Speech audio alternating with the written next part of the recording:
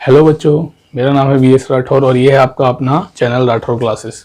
बच्चों, पिछली क्लास में हमने पढ़ा था परमिटिविटी एंड रिलेटिव परमिटिविटी और आज हम पढ़ने जा रहे हैं आपके इस चैप्टर का most important topic electric field. पूरे चैप्टर में लगभग हम इसको पढ़ेंगे, अब पूरे चैप्टर में ही इसको हमें पढ़ना है। ठीक है, इलेक्ट्रिक फील्ड हम जानेंगे क्या होती है। ठीक है, तो हमारे टॉपिक का आज नाम क्या है? Electric field. एक्चुअली पूरा नाम इलेक्ट्रिक फील्ड इंटेंसिटी है। तो आज का हमारा टॉपिक क्या है? Electric field intensity. Electric field intensity. ठीक है, इलेक्ट्रिक फील्ड इंटेंसिटी क्या होती है? देखो, इलेक्ट्रिक फील्ड इंटेंसिटी क्या होती है? कोई हमारे पास पॉइंट चार्ज है या कोई हमारे पास एक चार्ज है। ये मान लो हमारे पास एक चार्ज है। इस चार्ज के चारों तरफ क्या है? इसका इलेक्ट्रिक फील्ड है। कहां तक है? इन्फिनिटी तक है। इलेक्ट्रिक फील्ड की रेंज क्या होती है? इन्फिनिटी होती है।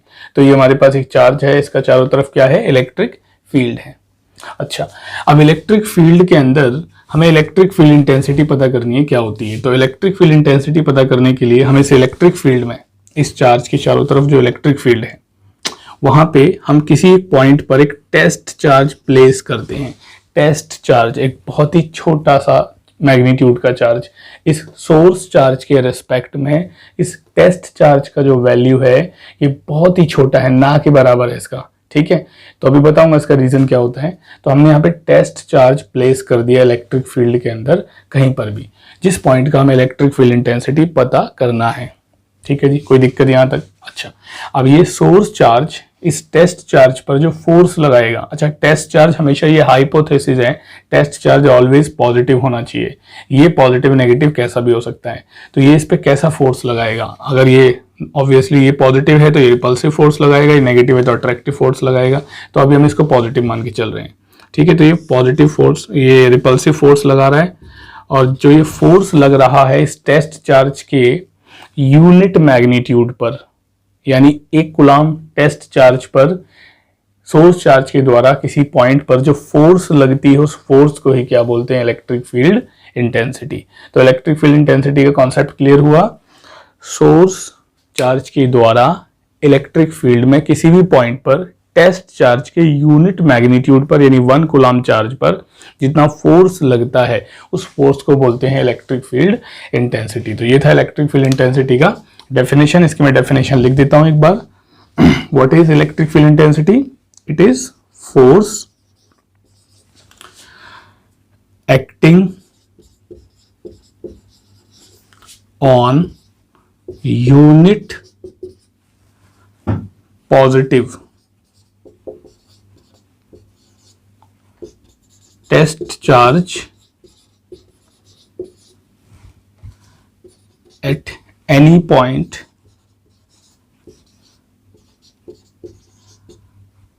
in electric field।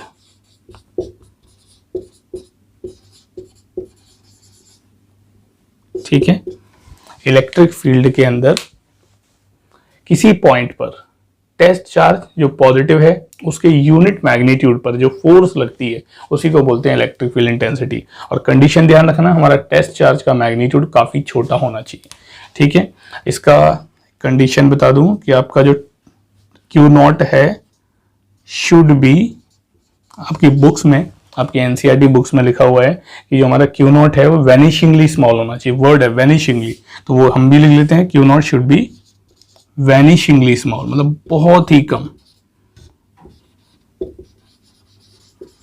क्लियर है बच्चों? अब मैं आपको बताता हूं ऐसा क्यों। ऐसा इसलिए, अगर इसका मैग्नीट्यूड इसके बराबर हो जाएगा तो इसका इलेक्ट्रिक फील्ड ज्यादा हो जाएगा, इसके लगभग बराबर हो जाएगा, इसके कंपेरेबल हो जाएगा, और फिर इसके फोर्स की वजह से ये जो सोर्स चार्ज है कैपिटल Q वाला, ये भी मूव करेगा। और जब कोई चार्ज मूव करता है तो उसकी इलेक्ट्रिक फील्ड के कोई मायने नहीं होते, फिर वो मैग्नेटिक फील्ड बन जाती है। मूविंग चार्ज के लिए मैग्नेटिक फील्ड होती है, ना कि इलेक्ट्रिक फील्ड। तो इसकी इलेक्ट्रिक फील्ड का कॉन्सेप्ट डिस्ट्रॉय हो जाएगा। तो इलेक्ट्रिक फील्ड का कॉन्सेप्ट को बनाए रखने के लिए टेस्ट चार्ज हमारा कैसा होना चाहिए? सोर्स चार्ज से वेरी स्मॉल होना चाहिए। ठीक है, इससे क्या होगा?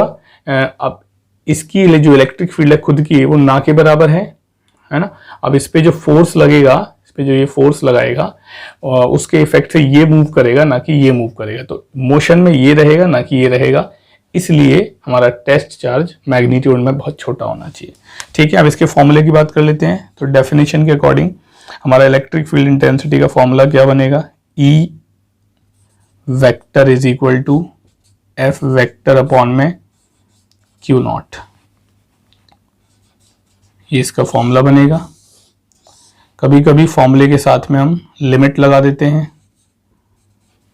जनरली नहीं लगानी है, न्यूमेरिकल वगैरह कर रहे हो, लेकिन अगर स्टैंडर्ड फॉर्मूला लिखें तो उसमें लिमिट ऐसे लिखते हैं, आपकी बुक्स में लिखा हुआ है, एनसीईआरटी बुक्स में। तो इस आपसे कभी भी पूछ लेते हैं क्वेश्चन एग्जाम में, क्या पूछते हैं कि इस लिमिट का मीनिंग क्या है और ऐसा क्यों है। तो मीनिंग यही है कि आपका क्यू नॉट बहुत छोटा है, क्यू नॉट टेंड्स टू 0 की लिमिट है, यानी क्यू नॉट बहुत छोटा है। और छोटा क्यों होना चाहिए, ताकि आपका जो क्यू नॉट है वो मूव करे, कैपिटल क्यू जो सोर्स चार्ज है वो मूव ना करे, अपनी जगह पे रहे, इसलिए हमारा क्यू नॉट बहुत छोटा होना चाहिए। गॉट इट, क्लियर हुआ कॉन्सेप्ट। अच्छा, ये तो हो गया इसका। अच्छा, अब ये इस फॉर्मूले के अकॉर्डिंग इसकी यूनिट क्या होनी चाहिए, ऐसा यूनिट इलेक्ट्रिक फील्ड इंटेंसिटी की ऐसा यूनिट क्या होनी चाहिए, क्या होनी चाहिए ऐसा यूनिट, न्यूटन पर कूलम। ठीक है, फोर्स की न्यूटन, चार्ज की कूलम, न्यूटन पर कूलम। कैसी क्वांटिटी है ये, वेक्टर क्वांटिटी है, क्लियर है, वेक्टर क्वांटिटी है ये electric field intensity, because magnitude भी है और डायरेक्शन भी है। क्या डायरेक्शन होती है इसमें, जो डायरेक्शन फोर्स की होती है, मान लो ये अगर ये पॉजिटिव चार्ज है, टेस्ट चार्ज को रिपेल करेगा तो पॉजिटिव तो आउटवर्ड, और मान लो ये नेगेटिव चार्ज होता सोर्स चार्ज तो इसको ये अट्रैक्ट करता, तो इसकी डायरेक्शन इनवर्ड होती। तो जो डायरेक्शन फोर्स की होती है वही डायरेक्शन इलेक्ट्रिक फील्ड इंटेंसिटी की होती है, डायरेक्शन अलोंग एफ वेक्टर। ठीक है, और इलेक्ट्रिक फील्ड इंटेंसिटी के बारे में, और ये इलेक्ट्रिक फील्ड इंटेंसिटी भी प्रिंसिपल ऑफ सुपरपोजिशन को फॉलो करती है। जैसे electrostatic force principle of superposition को फॉलो करता है, वैसे ये भी प्रिंसिपल ऑफ सुपरपोजिशन को फॉलो करती है। Follows the principle of superposition. क्या मतलब होता है इसका, मैंने आपको बताया था। इसका मतलब होता है कि एक सिस्टम के अंदर किसी पॉइंट पर अगर हम टोटल इलेक्ट्रिक फील्ड निकालना चाहते हैं तो जितनी भी इलेक्ट्रिक फील्ड इंडिविजुअल हैं उन सभी इलेक्ट्रिक फील्ड्स को हम क्या कर देंगे, वेक्टर फॉर्म में ऐड कर देंगे। तो वेक्टर फॉर्म में ऐड करके हम टोटल इलेक्ट्रिक फील्ड फाइंड कर सकते हैं किसी एक पॉइंट पर सिस्टम के अंदर, और यही है प्रिंसिपल ऑफ सुपरपोजिशन। तो बच्चों, ये था इलेक्ट्रिक फील्ड इंटेंसिटी का बेसिक कॉन्सेप्ट। कोई डाउट, क्या है इलेक्ट्रिक फील्ड इंटेंसिटी? किसी भी चार्ज, सोर्स चार्ज के चारों तरफ जो इलेक्ट्रिक फील्ड होता है उसके अंदर किसी भी पॉइंट पे एक टेस्ट चार्ज, हमने छोटा सा चार्ज रख दिया क्यू नॉट, उस पर जितना भी फोर्स लगेगा वही फोर्स क्या कहलाता है, इलेक्ट्रिक फील्ड इंटेंसिटी। ठीक है, क्लियर है, वही कहलाता है इलेक्ट्रिक फील्ड इंटेंसिटी उस पॉइंट के लिए। और इसमें कंडीशन क्या होती है, क्यू नॉट हमारा वैनिशिंग यानी बहुत छोटा होता है। इसका फॉर्मूला होता है एफ अपॉन में क्यू नॉट। ठीक है, ऐसा यूनिट क्या होती है इसकी, न्यूटन पर कूलम। वेक्टर क्वांटिटी होती है ये, यानी इसमें मैग्नीट्यूड भी है, डायरेक्शन भी है। और ये इसकी डायरेक्शन क्या होती है, जो डायरेक्शन फोर्स की होती है वही डायरेक्शन इलेक्ट्रिक फील्ड इंटेंसिटी की होती है, और ये प्रिंसिपल ऑफ सुपरपोजिशन को फॉलो करता है। तो ये था हमारा कॉन्सेप्ट इलेक्ट्रिक फील्ड इंटेंसिटी का। अच्छा, अब हम एक सिंगल पॉइंट चार्ज का इलेक्ट्रिक फील्ड इंटेंसिटी का फॉर्मूला ड्राइव करेंगे, उसका एक्सप्रेशन ड्राइव करेंगे। इंपॉर्टेंट है, कई न्यूमेरिकल्स में यूज होता है। फटाफट इसको नोट कर लीजिए, पहले वीडियो को पॉज कीजिए, इसको नोट कर लीजिए। कर लिया, मिटा दूं? चल, बता देता हूं।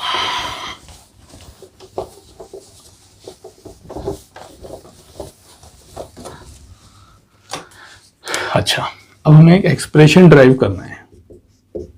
क्या ड्राइव करना है? एक्सप्रेशन किसका? इलेक्ट्रिक फील्ड का। किसका electric field? Due to a single point charge. एक सिंगल पॉइंट चार्ज का हमें इलेक्ट्रिक फील्ड फाइंड आउट करना है। क्लियर है बच्चों? चलो, ये है हमारा एक सिंगल पॉइंट चार्ज। और हमें इसके चारों तरफ इलेक्ट्रिक फील्ड में पता करना है किसी पॉइंट पर इसका इलेक्ट्रिक फील्ड इंटेंसिटी। तो बेसिक डेफिनेशन के अकॉर्डिंग मान लो हम यहाँ पता करना चाहते हैं कि इसका इलेक्ट्रिक फील्ड इंटेंसिटी इस पॉइंट पे क्या होगा। इसे मान लेते हैं पी पॉइंट। ये इसके सेंटर से, इस कैपिटल क्यू के सेंटर से कितने डिस्टेंस पर है, मान लो आर डिस्टेंस पर है।